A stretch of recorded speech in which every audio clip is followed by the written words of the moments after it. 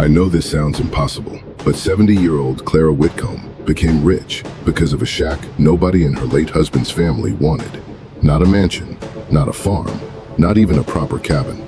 A leaning, one-room shack at the edge of a forgotten cranberry bog with a rusted stove, a roof that leaked in 2 places, and walls so warped, the family joked you could hear the wind thinking through them. They gave it to Clara because they thought it was worthless. To be honest, they gave it to her because they thought she was worthless too. But inside those walls, hidden behind old cedar boards and newspaper insulation, Clara found something her husband had protected for almost 40 years. And the strange part was not that it made her wealthy. The strange part was that every person who laughed at that shack had been walking past the truth the whole time. Before the shack, before the lawyer, before the auction house called her Mrs. Whitcomb like she mattered, Clara had only one thing left in the world that truly belonged to her: her husband's old wool coat. Samuel Whitcomb had been dead for 6 months, and still Clara kept the coat on the hook by the kitchen door. It was too big for her, heavy at the shoulders, with a tear near the pocket she had patched 3 times. Some mornings, when the house felt too quiet, she touched the sleeve as if he might still be inside it somewhere. Samuel had not been an important man, at least not to the people who measured importance by money.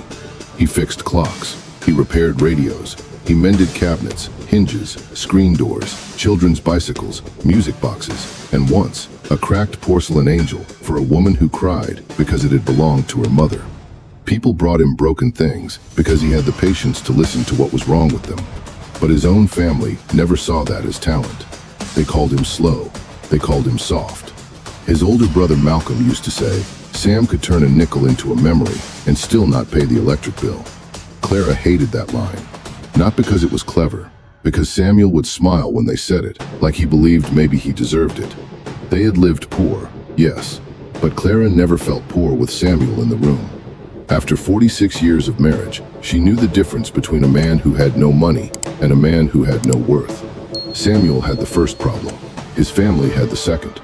When he died, there was no big funeral. The rain was thin and cold, and the chapel smelled like wet coats and old carpet. Clara sat in the front row, with her hands folded so tightly her knuckles went white. Malcolm came with his wife, Beverly, because appearances mattered to them. Their son Travis came too, wearing sunglasses indoors and checking his phone like grief was a meeting running long. After the service, in the parking lot, Malcolm hugged Clara with one arm and said, "We'll make sure you're taken care of." She knew what that meant. It meant they would decide what she deserved. 3 weeks later, Clara was invited to Malcolm's house to discuss Samuel's remaining affairs. The phrase sounded respectful, but the meeting did not. They sat around a polished dining table Clara had never once been invited to for Christmas dinner. Malcolm had a folder. Beverly had tea no one drank. Travis leaned back in his chair and looked bored. "There isn't much," Malcolm said, opening the folder. Clara looked at the table. "I know what we had."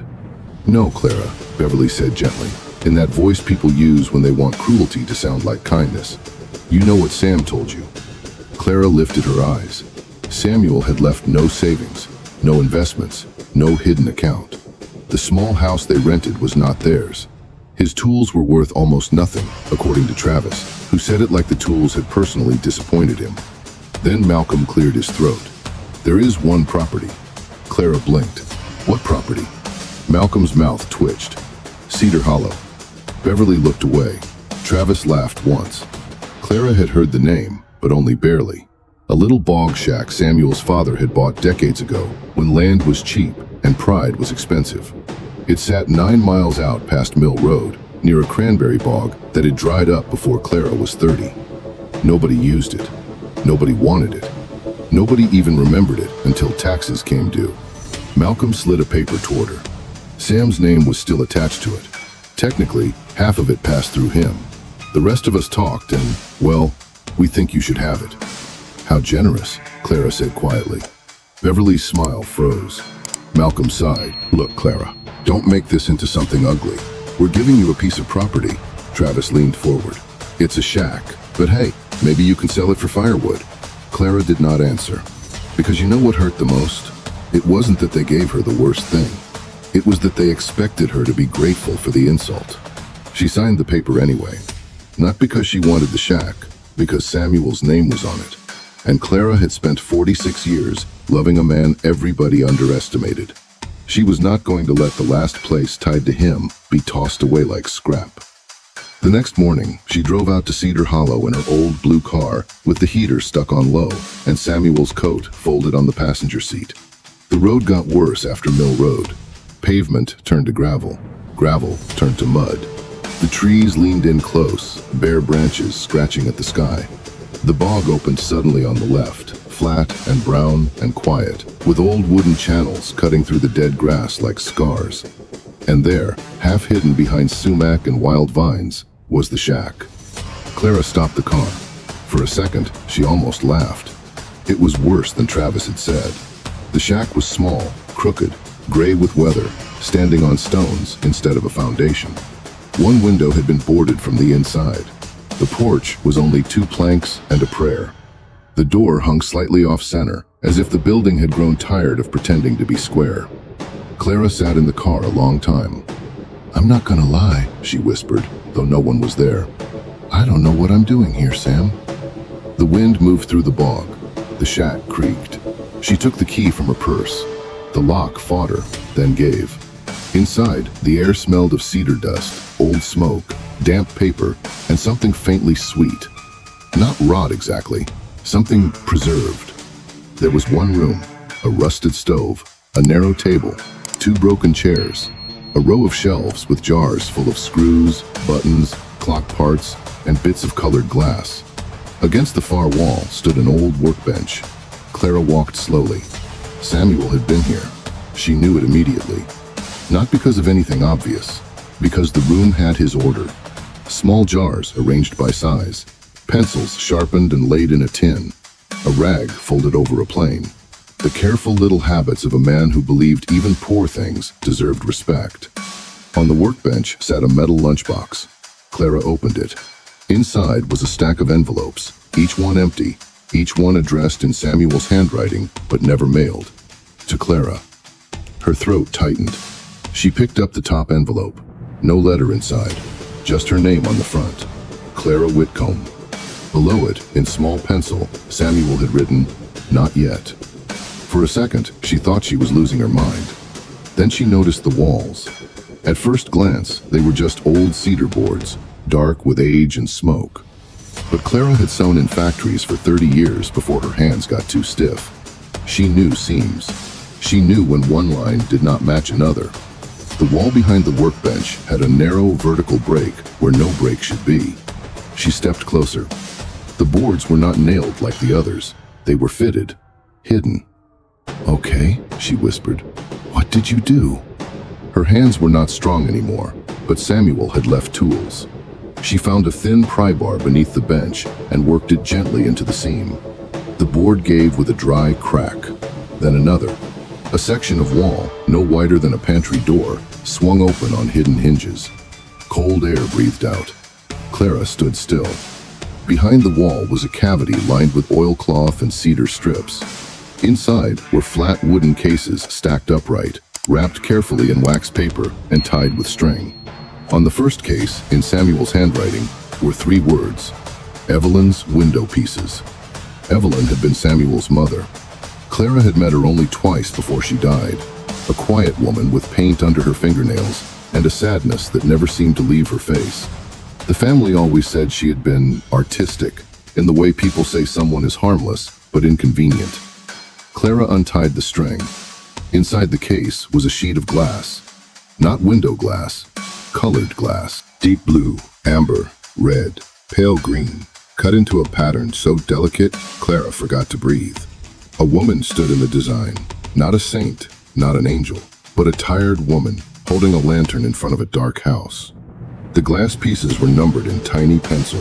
Around the edges were notes, measurements, and a sketch pinned beneath the frame. Clara opened another case, then another. There were dozens. Windows, designs, panels. Some finished, some half-assembled.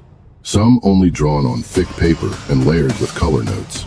Every one of them beautiful in a way that made the shack feel suddenly too small to hold them. And at the bottom of the cavity, wrapped separately, was a leather notebook. Clara opened it with shaking hands. The first page read, Evelyn Whitcomb, Designs for the Mill Chapel Windows, 1951.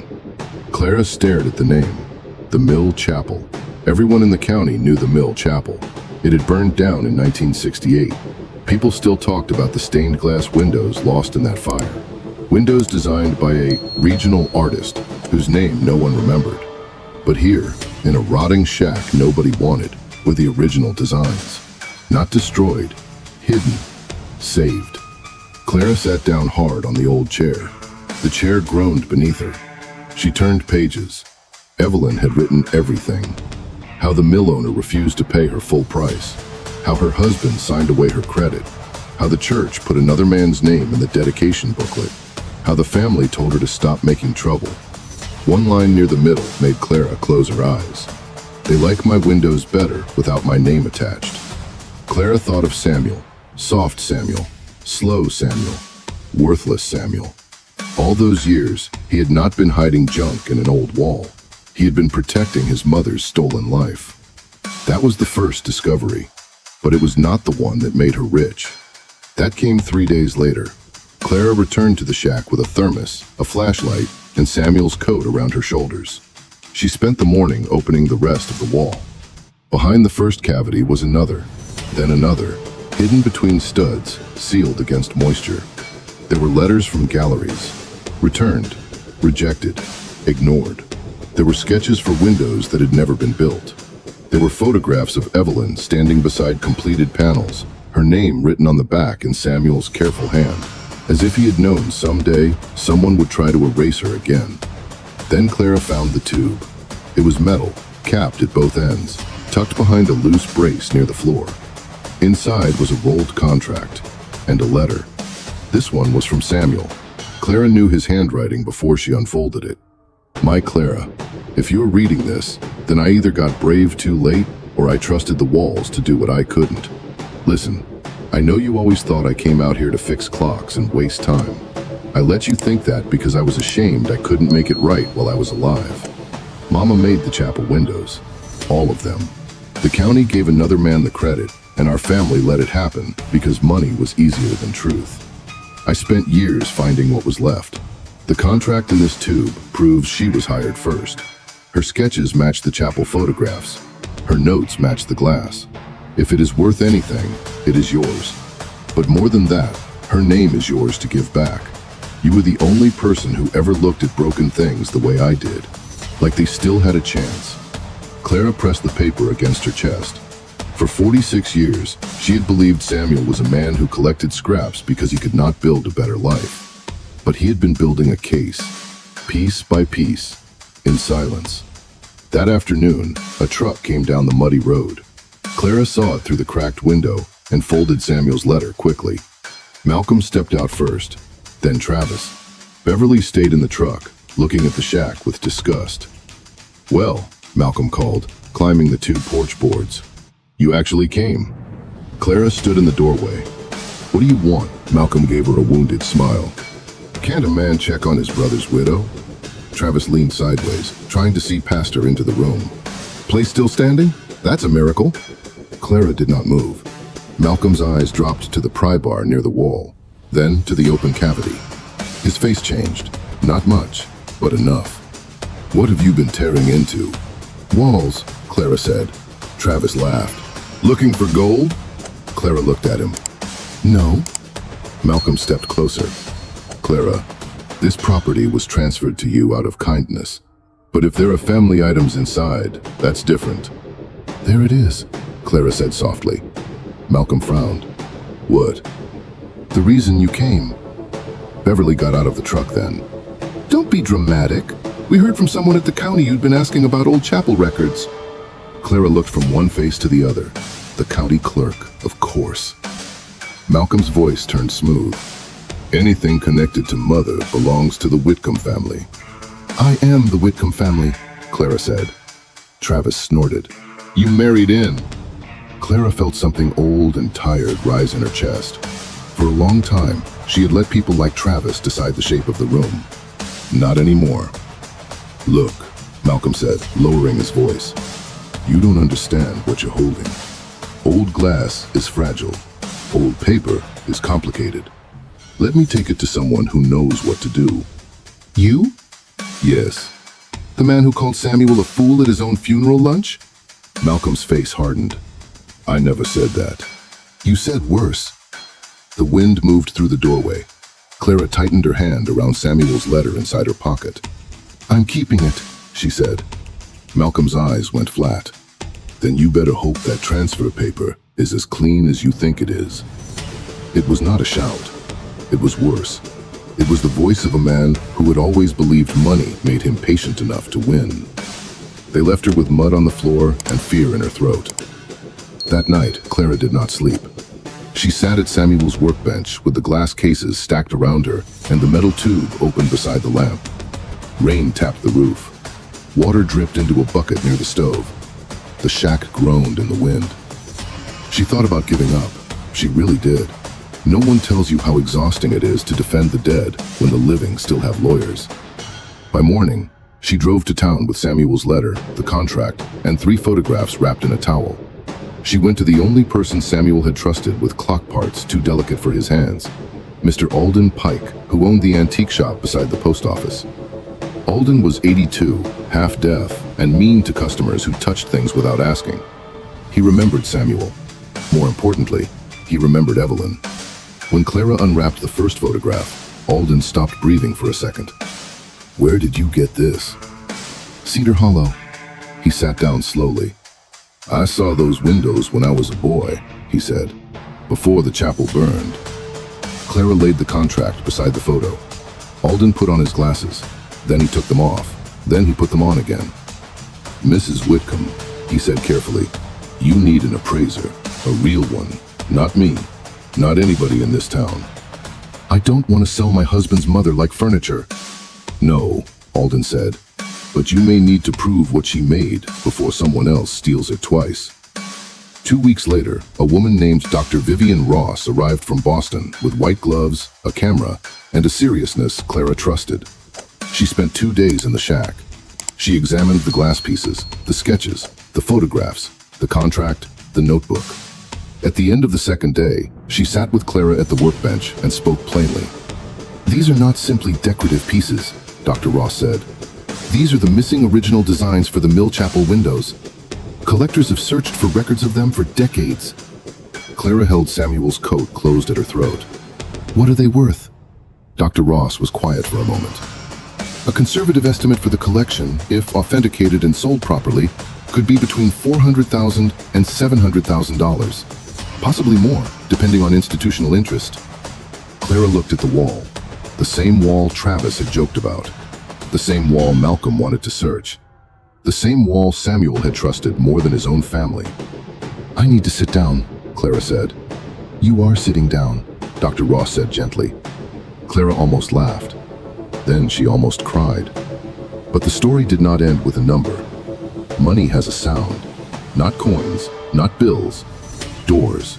The sound of people opening doors they ignored when you were poor. A week after Dr. Ross left, Malcolm's lawyer sent a letter claiming Samuel had not been mentally fit when the property transfer was completed. Travis filed a petition suggesting Clara had concealed family assets. Beverly called twice and left messages about doing what's fair. Fair. Clara had learned that people say fair when they mean theirs. The hearing was held in a small county room with fluorescent lights and a clock that ticked too loudly. Malcolm came in wearing his good coat. Travis came in looking confident. Clara came in with a legal aid attorney named Grace Bell, 2 boxes of documents, and Samuel's coat folded over her arm. Dr. Ross testified first, then Alden Pike, then the county clerk who admitted that the family had declined the property in writing before Clara accepted it. Grace laid out the timeline. The shack was transferred legally. The family had called it worthless. The hidden materials were discovered afterward. Samuel's letter named Clara clearly. Evelyn's contract proved authorship. The photographs matched the lost chapel windows. And then Grace read Samuel's final line aloud. You were the only person who ever looked at broken things the way I did. Clara did not look at Malcolm. She looked at the table and let the words do what Samuel had left them to do. When it was Malcolm's turn, he spoke about family legacy. He spoke about fairness. He spoke about his mother. Then Grace asked one question. Before Dr. Ross estimated the value of these materials, did you ever ask to preserve anything from the shack? Malcolm did not answer quickly enough. The room heard the silence. The judge ruled that the Cedar Hollow property and its contents belonged to Clara Whitcomb. Cleanly, legally, entirely. Malcolm stood up too fast. Travis muttered something under his breath. Beverly looked at Clara like Clara had taken something from her. But Clara knew the truth. She had not taken anything. She had finally stopped letting them take. The collection sold slowly, carefully, over 8 months. Some pieces went to a museum. Some designs were licensed for a restoration exhibit. The notebook was donated under Evelyn's name, with Samuel credited as the person who preserved her work. After taxes and fees, Clara received $682,000. She did not buy a mansion. She did not buy revenge. She bought the little house she had rented for 27 years. Then she bought Cedar Hollow outright from the past. She repaired the roof, reset the porch, installed heat, rebuilt the workbench, but left every scar in the wood. Above the door, she hung a small cedar sign, preserved by Samuel and Clara Whitcomb. On opening day, people came from town, then from the county, then from farther places Clara had never visited. They stood in the shack that nobody wanted and looked at the glass glowing in the windows, remade from Evelyn's patterns. Some cried, some whispered, some simply stood still, ashamed by the beauty they had almost let rot. A boy from the high school asked Clara if Evelyn had been famous. Clara looked at the glass. "No," she said. "She was ignored. That's different." In the corner, Samuel's old coat hung beside the workbench. Clara left it there, not as a shrine, as proof. Some people leave money, some leave land. Samuel left walls that knew the truth. One evening, after everyone had gone, Clara sat alone in the glass room while the sunset passed through amber and blue and green above her hands. For most of her life, she thought she and Samuel had lived small. Small house, small savings, small expectations. But here was the truth, burning quietly across the walls. They had not lived small. They had lived unseen. And there is a difference. Clara Whitcomb did not become rich because a forgotten shack had treasure in its walls. She became rich because the man everyone called useless had spent his life protecting the one thing his family never understood. Worth. Not price. Worth. And sometimes the world does not know what something is worth until an old woman opens a wall nobody thought to look behind.